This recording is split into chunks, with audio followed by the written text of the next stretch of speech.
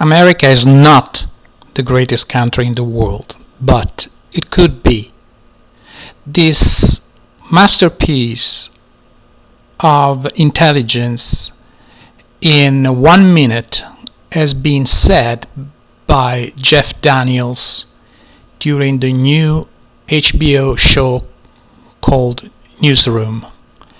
I think it was so powerful, so meaningful, that whoever asks you if America is the best country in the world, you have to answer, no, it isn't, because you have to understand that America can be, could be, and might be, and will be if we change our attitude, but right now is not, and there are a lot of reasons why it's not, and cannot be.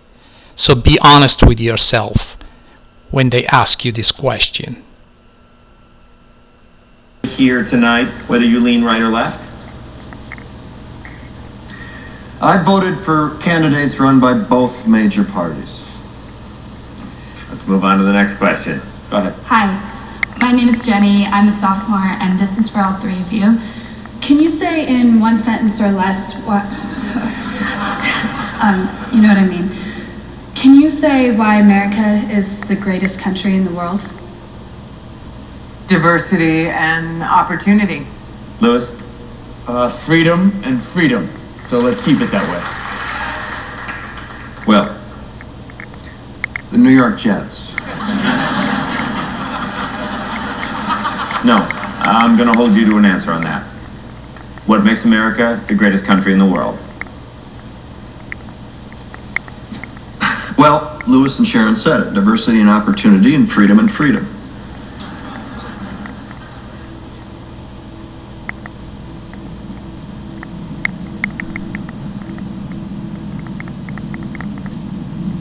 I'm not letting you go back to the airport without answering the question.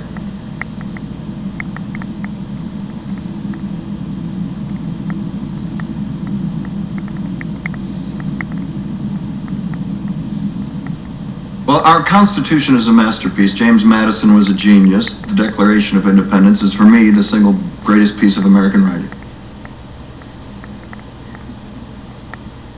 You don't look satisfied. One's a set of laws and the other's a declaration of war. I want a human moment from you.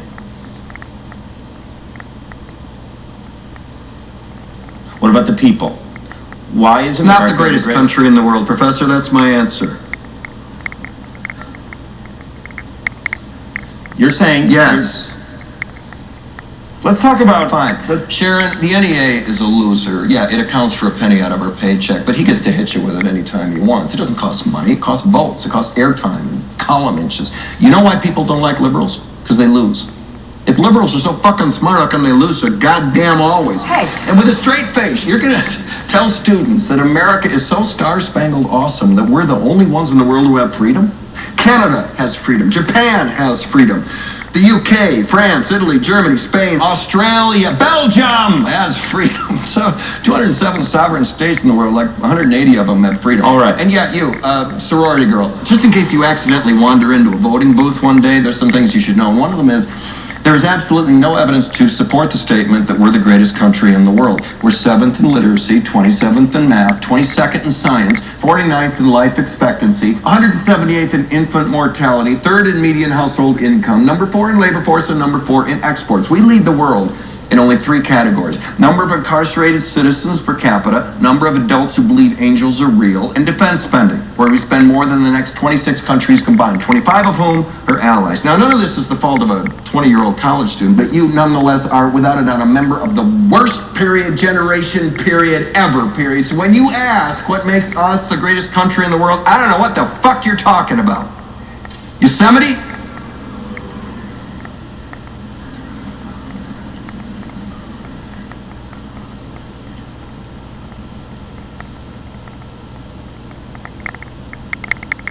Sure used to be. We stood up for what was right. We fought for moral reasons. We passed laws, struck down laws for moral reasons. We waged wars on poverty, not poor people. We sacrificed. We cared about our neighbors. We put our money where our mouths were, and we never beat our chest. We built great big things, made ungodly technological advances, explored the universe, cured diseases, and we cultivated the world's greatest artists and the world's greatest economy. We reached for the stars, acted like men. We aspired to intelligence. We didn't belittle it. It didn't make us feel inferior. We didn't identify ourselves by who we voted for in the last election, and we didn't scare so easy.